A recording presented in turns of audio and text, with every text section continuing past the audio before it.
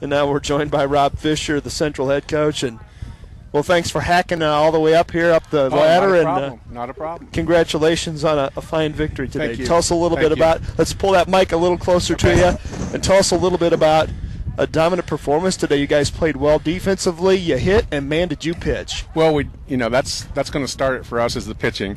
And we went with our ace. We went with Josh, the senior. We had planned on splitting it up going into this tournament with Columbus. So we planned on dividing it up, and we used our two seniors and then finished with Walker. And, yeah, we're real pleased to get back on the right track. Well, you didn't make very many defensive mistakes at all today. I think maybe one error all day long. You had a great catch there in the 7th inning by Kevin Robertson. Yep. Talk a little bit about that hustle play. He could have stood there and watched it fall and did not. I wish I would have seen it. From my angle, I didn't see it. But, he's a good little athlete. You may not look like it. He's awful skinny. But he covered some ground, and he's a bulldog. And it was a great play. At least I heard it was a great play. It was fantastic. You should have seen it from up here. I wish I could show you my memory because I got a great look at it.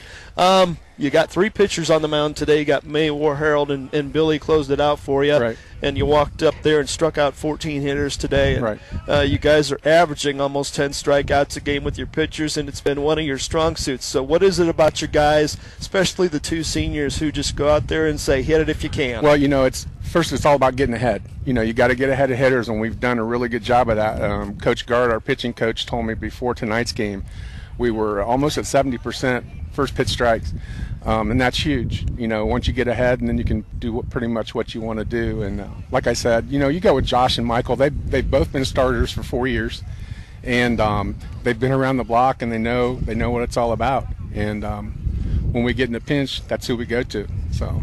Well, they did a great job today, and, they did exactly what you've done all season long. When you're striking out 10 guys a game and you put up 14, you're doing something right, and a staff ERA at 3.07 coming in today, and you didn't do that any damage with a 9-2 win. Exactly. Your kids played really well all around today. This might have been their best all-around game. I was really pleased. We challenged them. We didn't do, as we spoke earlier, we didn't do a whole lot of actual practicing yesterday after the Jay County loss. We sat down and we talked for a good half hour, 40 minutes about things we needed to work on. We've got some kids that, to be quite honest, it's the younger ones that need to show a little bit of toughness. Sure. And when things go bad, how do we handle the adversity? And to their credit, and we'll tell them as soon as we get to talk to them, that it was night and day from what it was a couple days ago, and it was a good challenge for them, and I think they responded. You also made a change today. You flip-flopped things at the top of your order. You tried things a little differently at the top, and you moved Jordan Poor to the leadoff spot, and he responded with a great game today. He did. I think I may have been putting a little bit too much pressure on Bullock, leading him off, and Jordan's he's a very talented freshman, and he probably could fit just about anywhere in our lineup. But I thought, let's flip-flop it, take a little bit of pressure off of Blake, because I know he was struggling with the fact he went through, I think we've gone through 4 games now where he hasn't been able to lead off the game getting on base. Right. I think it was getting in his head a little bit. Definitely got in his head the other night with Jay County. And so I told him, we're going to flip-flop it. If you go 0 for 4, but you're still making your plays, that's a good day for you. You better believe it. And so we'll take that, and I think he's content with it. And he's also a good bunter. So if we need situational stuff where Jordan gets on base and we need to get a sacrifice bunt down, Bullock's a good bunter too. So. Well, you guys put up 4 in the first, and then you kind of cooled off there for a while. Right. You sent 11 men to the plate in the 5th and scored 5 more times to put the game away, and you left 9 more guys on base today, so you could have had even more. But to win 9-2 and get your first home win, and more importantly, get some momentum, the positive momentum going into Columbus is big for you. Exactly. And I thought it was huge in that 5th inning when we finally broke the ice again, because we had really good at-bats in the first inning. Everybody that hit had really good at-bats, but then to the Winchester kid's credit, he was still mixing his pitches up and he was spotting a little bit better, but our bats slowed down. We didn't have the same bat speed the second time through.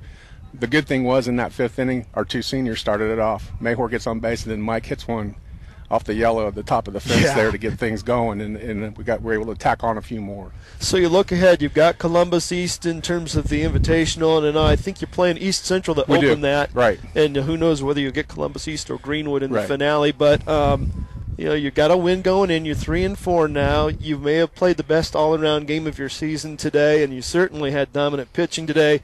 Plenty of offense. You got a lot of hits today. And, right. It would have been even more if Mike's ball had been 6 inches taller than it was, because he hit right off the stripe out there in right field. Exactly. But, you got to be pretty pleased, especially with the play on Monday. And you played a game where you might have been able to win that game had you not had a bad fifth. Yep. And the kids, I think, knew that. Exactly. And today they go up and they forget it and they just go play and they beat a team. And winning cures a lot of ills. Oh, absolutely. And they responded. I mean, that's what it boils down to. They responded to our challenge yesterday. How are we going to bounce back? Yeah. Are we just going to lay down and take another beating, or are we going to bounce back and do some fighting of our own? And they showed it. I'm very pleased with that. Well, you should be. You should be proud of these kids, and I know you are. And they're out there taking the time they always take every day to take care of their own grounds crew duties here and keep this beautiful diamond in great shape. Thank you. You guys have done a fantastic job making this diamond better and improving its not only playability but improving the aesthetics of the field with the brick project here. And I mentioned during the game, anybody who wants to get a brick and get their name on that brick, they can do that. Absolutely, because we're just not stopping with the backstop. We'd like to extend it down the foul lines.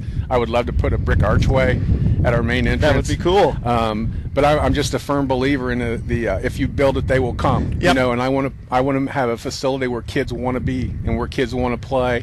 And I think we've made over the last 3 or 4 years some big strides towards that. Without a doubt, you're doing a good job, and I know the fans are. You had a great crowd here today on a cold day. They could have sat at home and listened online. Instead, they came out and watched the game. And absolutely. Now you have a fence project down here in the left field bullpen area, the Kevin Robertson Memorial Fence Post.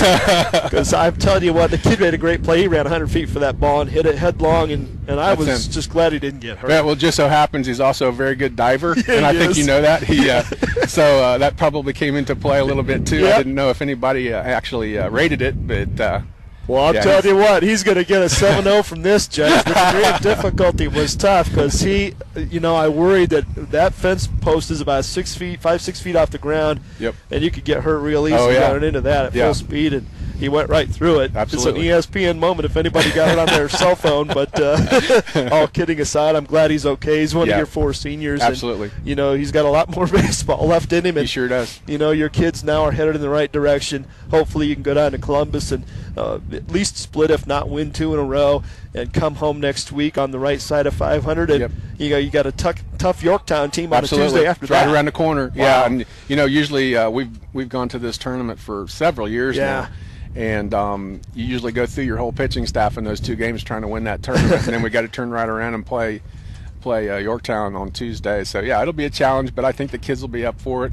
Yorktown will be here, so I'm sure it'll be a good crowd. Hopefully it's a warm day, and hopefully it'll be a lot of fun. Great rivalry game, and should be a great one for fans to come out and see. Absolutely. Well, thanks for stopping up. My pleasure. Congratulations. Get the big win, and let's go get 2 more on Saturday. Sounds good to me.